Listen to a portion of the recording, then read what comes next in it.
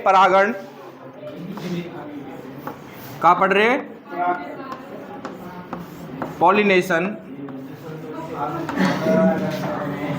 सबसे पहले बेटा आके देखिए, हमने कहा टाइप्स कितने प्रकार के हो गए भैया? 2। कौन से? स्वपरागण कितने प्रकार को? कौन कौन से? माइनर सा डिफरेंट था या डिफरेंस था। जो हमारे स्वपरागण है उसमें एक ही पौधे पे होना है जो होना है। अगर एक ही पौधे के 2 पुष्पों के बीच हो रहा है तो सजात पुष्पी। एक ही पुष्प के बीच में हो रहा है, मतलब एक ही पौधा है उसका एक ही पुष्प है, उसी के बीच में हो रहा है तो उसको स्वयुग्मन। अगर 2 अलग अलग पेड़, अलग अलग जाति नहीं बेटा, जाति एक ही रहेगी, अलग अलग पेड़ हैं, एक ही खेत के हो सकते हैं, वो या कोने के वा कोने के, पड़ोसी को और हमारा हो सके, कुछ 2-4 किलोमीटर दूर हो सके, 500 मीटर दूर रह सके, यानी कि जहाँ तक परागकण जा सके उसी जाति का, उसी मतलब इतना बड़ा पेड़ कोई भी हो जो परिपक्व हो। अब एक विशेष बात और है बेटा,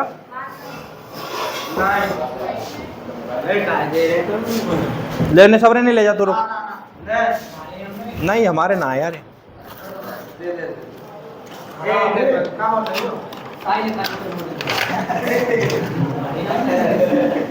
है ना। तो बेटा सुनो, अब तुम लोग सोच रहे होंगे कि जैसे सजात पुष्पी और स्वयुग्मन है, दोनों एक ही पेड़ के बीच में हो रहा है लाला, तो उसमें क्या डिफरेंस हो सकता है या क्या परिवर्तन करता होगा पेड़ कि एक ही पुष्प पे, जैसे मेरा एक पुष्प है, उसी के पुंकेसर से परागकोश से परागकण निकला और उसी पुष्प के वर्तिकाग्र तक जाए, ये इतना टारगेट फिक्स या ऐसा कैसे हो सकता है? तो बेटा पहली बात तो बहुत कम पादपों में ऐसा होता है, बहुत ज़्यादा कम है। उसमें भी एक परिवर्तन बनता है कि जैसे पुंकेसर और जो लम्बा बनाया जाएगा, यानी कि परागकोश उसका ऊपर रहेगा और जस्ट बगल में बनाया जाएगा उसका क्या, स्त्री केसर, और स्त्री केसर भी थोड़ा छोटा बनाया जाएगा ताकि गलती से जैसे भी स्फुटन हो, जैसे ही स्फुटन होगा, स्फुटन होते ही जितने परागकण निकलेंगे तुरंत इधर उधर गिरेंगे।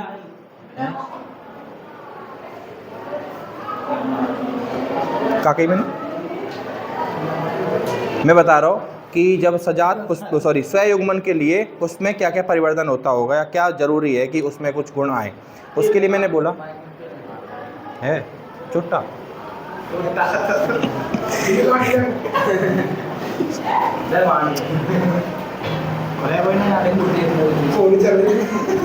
ना, आपका तो जीभ चली है।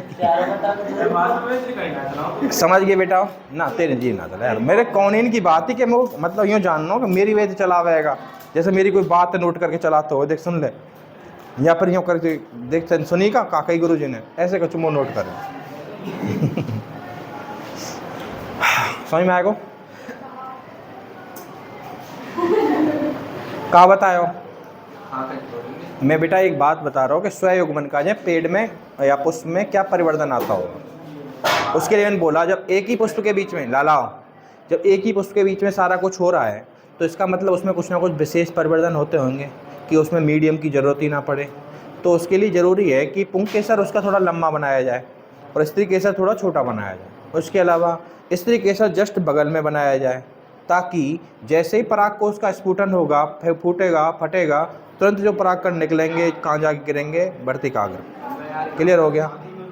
उसके बाद हमारे बस रह गए थे कृत्रिम परागण। कृत्रिम परागण में हमने देखा था कि हम लोग 2 विधि अपनाते हैं। कौन सी?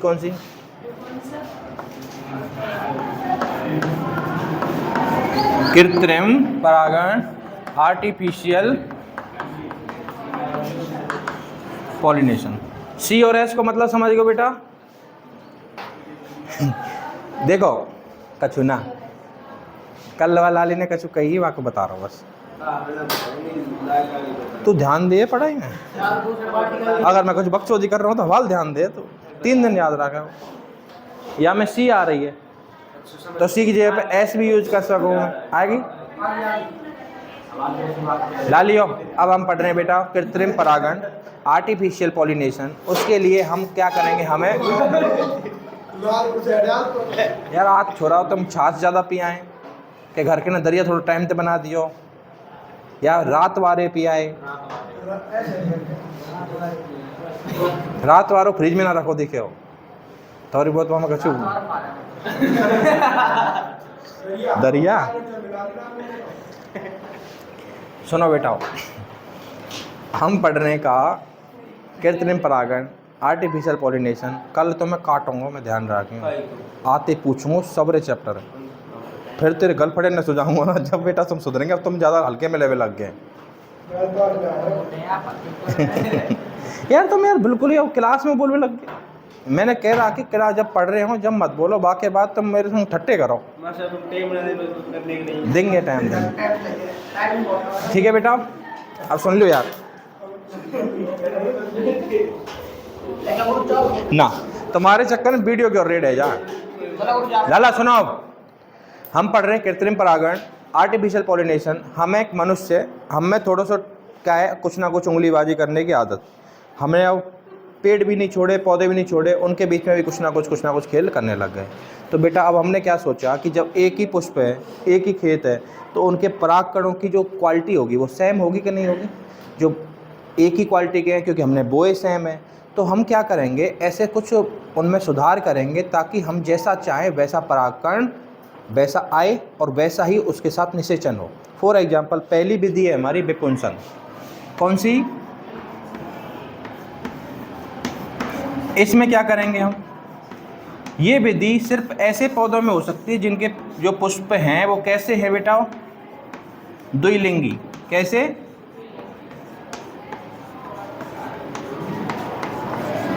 अगर मेरा पुष्प कैसा है, द्विलिंगी है, यानी कि स्त्री केसर और पुंकेसर एक ही पुष्प पे उपस्थित है, तो ऐसी स्थिति में क्या करूंगा, जब उसका प्री मेच्योर टाइम चल रहा होगा, परिपक्वन होने से पहले, तो मैं उसकी चिमटी के माध्यम से उसके पुंकेसरों को या फिर उसके खाली पराग कोष को निकाल करके फेंक दूंगा। क्लियर हुआ? इससे क्या होगा? कैसे बेटा, दोबारा बोल, तेज बोल, है ना, बोलना।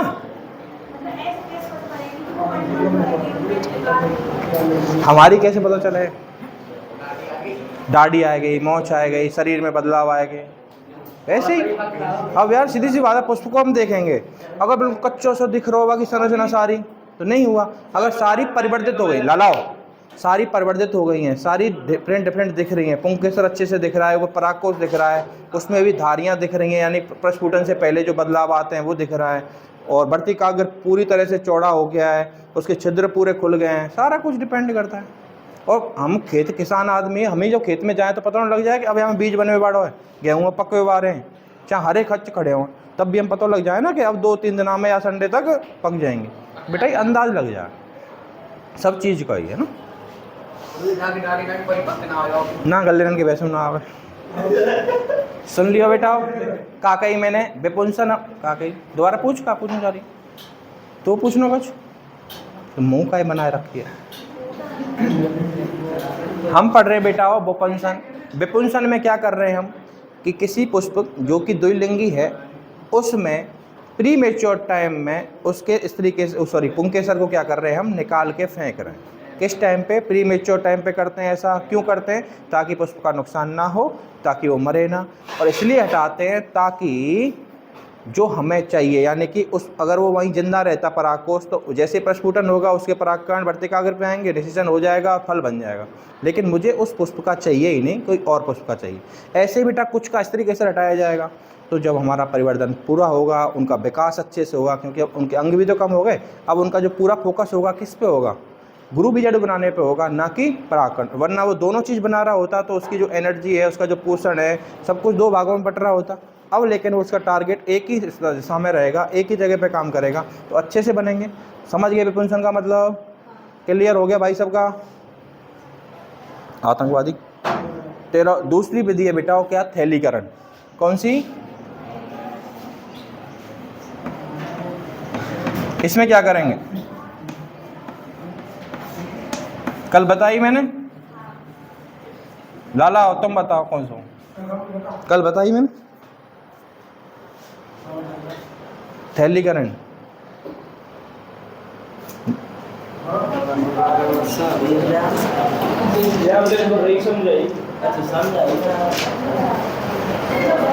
वीडियो देख सके हो? हम टेक्निकल बारे हैं, हम ध्यान रखिए। और हम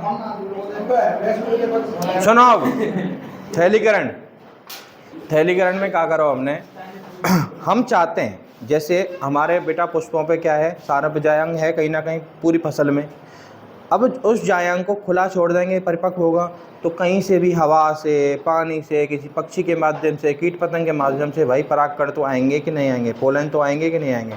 आएंगे तो कहीं ना कहीं गिरेंगे भी, गिरेंगे तो निषेचन होगा, निषेचन होगा तो प्रीमेच्योरली या कैसे हो जाएगा। तो मैं चाहता हूँ कि मेरे पुष्प का निषेचन, फर्टिलाइजेशन तभी हो जब मैं चाहूँ, यानी कि जब मैं उसे पूरा देख लूँ कि मेरे पुष्प सारे के सारे क्या हो गए बेटा, मैच्योर हो गए, उनमें कोई प्रॉब्लम नहीं है, उनमें कोई कमी नहीं है। और इस टाइम अगर मैं उनका निषेचन कराऊंगा तो 6 महीने बाद, 2 महीने बाद या 10 दिन बाद मेरा कंप्लीटली मेरी फसल कंप्लीट हो जाएगी। तो मैं अपनी इच्छा से, यानी कि अपनी इच्छा से अगर मुझे निषेचन कराना है, अपनी फसल को मेंटेन रखना है, तो मैं उस स्थिति में क्या करूँगा कि जो परागकण आएगा कहाँ पे, वर्तिकाग्र पे बेटा, तो मैं वर्तिकाग्र को थैली के माध्यम से क्या कर दूंगा बेटा, बांध दूंगा। अब बांधने से एक तो ये फ़ायदा है कि जब तुम लोगों ने नोट किया होगा कई पुष्पों को जब फल होते हैं उनको बनने से पहले जब उनकी निषेचन हो जाए, कंप्लीट होता है, तब भी बांध देते हैं। फिर हाँ, उसके अलावा बनने के बाद कई बार तो फल बनने लग जाता है, उसके बाद भी उसको शेप देने के लिए कोई ना कोई सांचा टाइप में बांध देते हैं उसको, तो ताकि वो सांचा मिल जाए। तो वही सब चीज़ें हैं कि मैं अपनी इच्छा से कोई चीज़ कराना चाहता हूँ, अपने फल को, सब्जी को साइज देना चाहता हूँ। अब मैं वहाँ पे क्या चाह रहा हूँ, मैं निषेचन ही अपने हिसाब से चाह रहा हूँ कि इस टाइम मेरे पुष्प का निषेचन होना चाहिए और ऐसी जगह से होना चाहिए। तो अवांछित परागकण व जल्दी व बाद वाला उस खेल को ख़त्म करने के लिए मैं क्या करता हूँ बेटा, थैलीकरण करता हूँ। और उसके अलावा जब ढक के रहेगा तो बीमारी से, उल्टी सीधी संक्रमण से भी बचा रहेगा। उस स्थिति में हम करते हैं क्या, इनको बस लिख दो, कृत्रिम परागण, आर्टिफिशियल पॉलिनेशन लिख।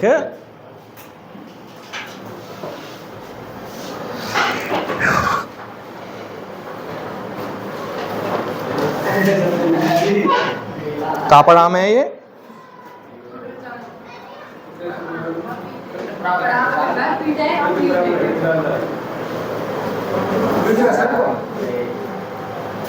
बताओ।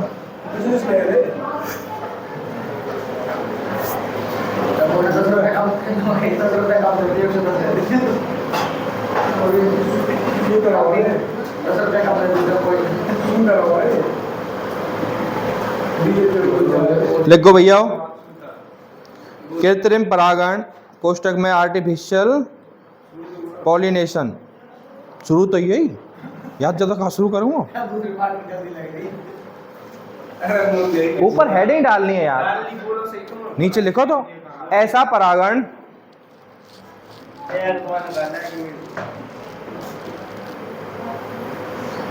जो मनुष्य के द्वारा अपनी इच्छा अनुसार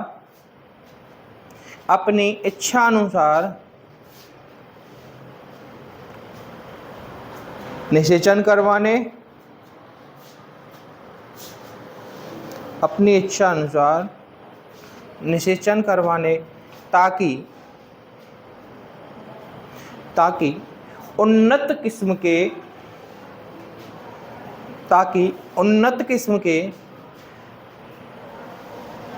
परागकण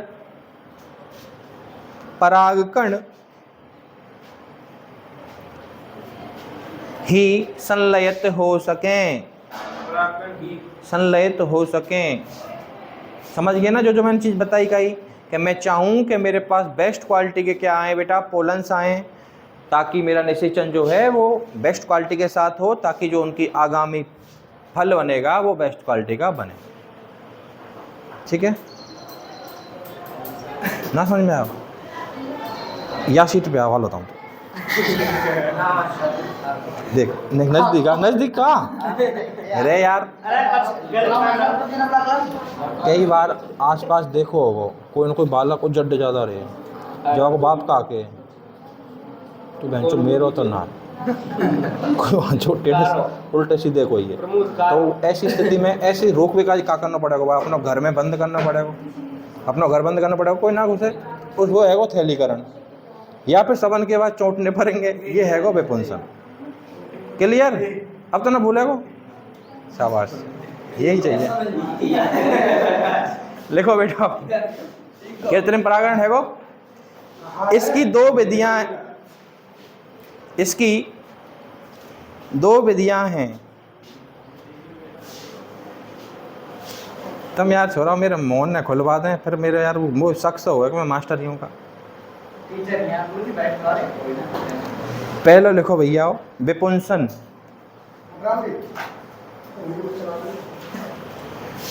इंग्लिश में लिख लियो बेटा हो एमैस्कुलेशन।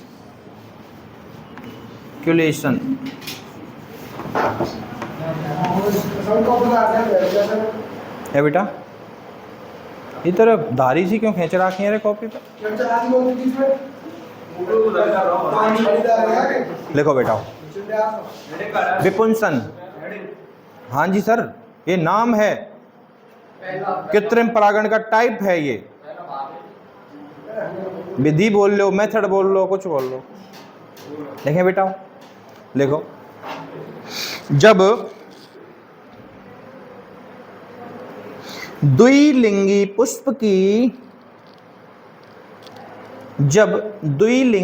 पुष्प की कलिका अवस्था में ही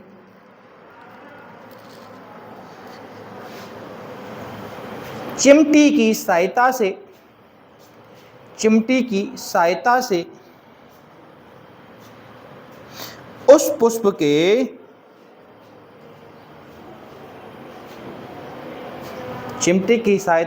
उस पुष्प के परागकोश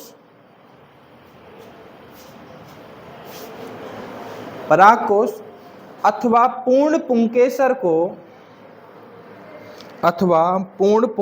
को निकाल दिया जाता है।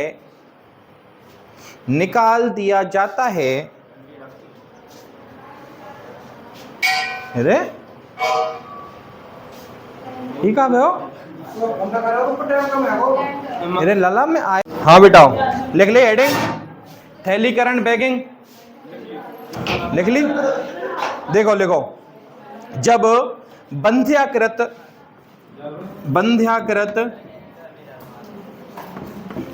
को मतलब जाने, जो हवाल हमने करो ना वो बंदी करना ही हो, यानी कि उसका भाई पुंकेसर ही निकाल दिया तो इसका मतलब वो बंधे हो गया, यानी कि स्टेराइल हो गया।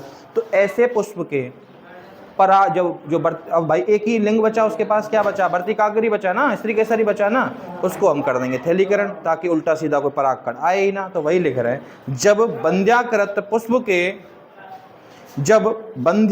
पुष्प के बेटा या लिखवा ले, कल से फिर खत्म, अगला टॉपिक स्टार्ट कर देंगे, कल से अटको पढ़ो। बंध्याकृत पुष्प के वर्तिकाग्र को थैली की माध्यम से या थैली से ढक देते हैं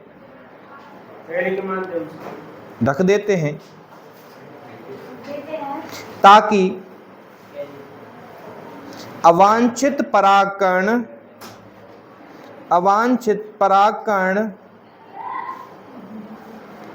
वर्तिकाग्र तक ना पहुंचे। लिख गो बेटाओ, पूर्ण विराम। पुष्प के परिपक्व होने पर थैली को हटा दिया जाता है। पुष्प के परिपक्व होने पर थैली को हटा दिया जाता है। जब बेटा लाइन कंप्लीट हो जाए तो लाइन छोड़ के एक तीर बनाओ, पॉइंट ऑफ इंटरेस्ट। एक चीज और लिख लो यहाँ में, नेक्स्ट पॉइंट डालो यहाँ में। इस प्रक्रिया से पुष्प के परिपक्व होने से पहले निषेचन को रोका जा सकता है। समझ गए ना कि पुष्प पूरा मैच्योर हुआ ही नहीं, उससे पहले परागकण आकर के वर्तिकाग्र पर गिर गया और वो निषेचित हो गया, तो फल कैसा बनेगा? कमजोर बनेगा। निषेचन को रोका जा सकता है। एक पॉइंट और लिख लो, लिखें तो कि इसमें थैली में छेद कर दिए जाते हैं ताकि उसका ऑक्सीजन वगैरह प्रोवाइड होते रहे। इसमें छिद्रित थैली का उपयोग किया जाता है। क्लियर है वो सबको? कल सबसे पहले तो आगे पूछूंगा बेटा।